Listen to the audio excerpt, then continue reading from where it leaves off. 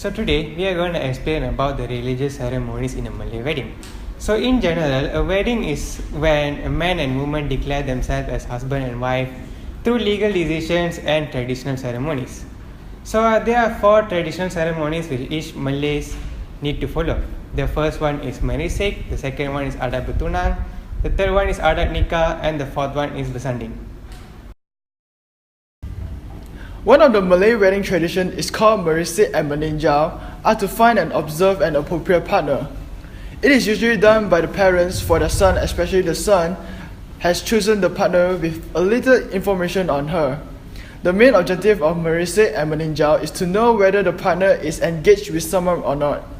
If it is found out so, the man cannot marry her and it is forbidden according to Islamic teachings. So adat bertunang is normally held in the bride's house, as the son's parents will go to the bride's house to talk about expenses, their hantaran, and also the date of marriage of the couples. So the date of marriage is normally decided by the bride's side, and also hantaran is sent by the son's side, as it is the money needed by both sides to allow the marriage to happen. And also expenses is needed for the bride's need for her future needs. In Malay marriage, akad nikah is a ceremony that is essentially required by Islam and the law of country to make the marriage halal. The most important part in the Malay marriage is the akad nikah ceremony. After the Tok Kadi and Imam has finished with his advices, the groom will then sign the formal papers for marriage for official documentation purpose. The mas kahwin, which is called the marriage gold, will be given to the bride. The ceremony is then done after the prayer. Bersanding is the last stage in the Malay wedding ceremony. The main part of the bersanding involves the seating of the bridal couples on the dais. Family and friends will come to the front one by one to sprinkle them with yellow rice and scented water. This process is known as renjis. Besides, each guest will receive a bunga telur as a sign of fertility. The ceremony will continue with kompang, band, traditional Malay dances, as well as food. Yeah, that's all. However, there are still rules on what should be done and should not be done during the Malay wedding. First, the bridal couple should not talk or even laugh during the bersanding stage. Second, guests should dress at their best. Usually, they will wear Malay attire. Third, for female guests, they are expected to dress modestly. And also, they are not allowed to wear short sleeves. After understanding that there are 4 steps in traditional Malay weddings, we also learned that there are also gifts exchanged during traditional Malay weddings. So we are about to visit Museum Negara to understand more about what type of gifts there were in traditional Malay weddings back then and also maybe now. So let's go!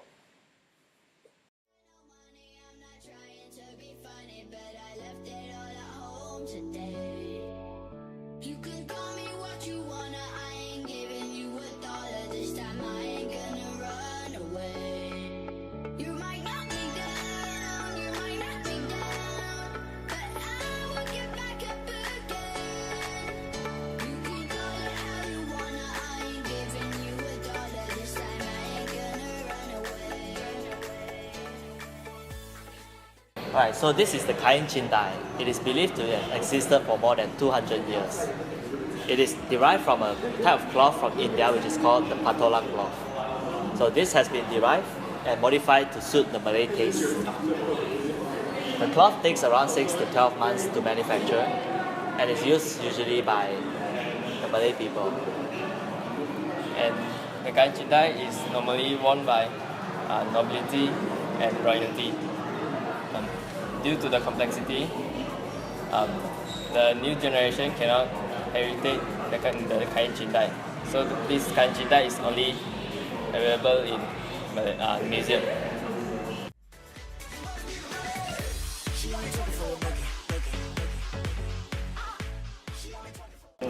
The keris is a sharp bladed weapon that has been used by the Malays for more than 600 years. It is believed that it possesses spiritual power that protects its owner from physical harm or misfortune. It is traditionally used as a weapon of self-defense system, but now rather it is used more for decorative than for physical usage. The blades of the kris is made of alloys of different metals.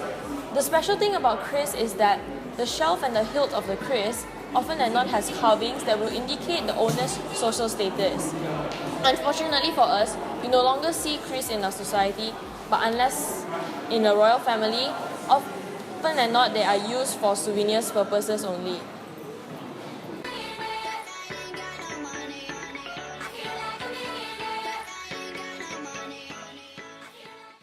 As a conclusion, the 4 important religious ceremonies which take place during a traditional Malay wedding includes merisik, adat bertunang, adat nikah, and bersanding.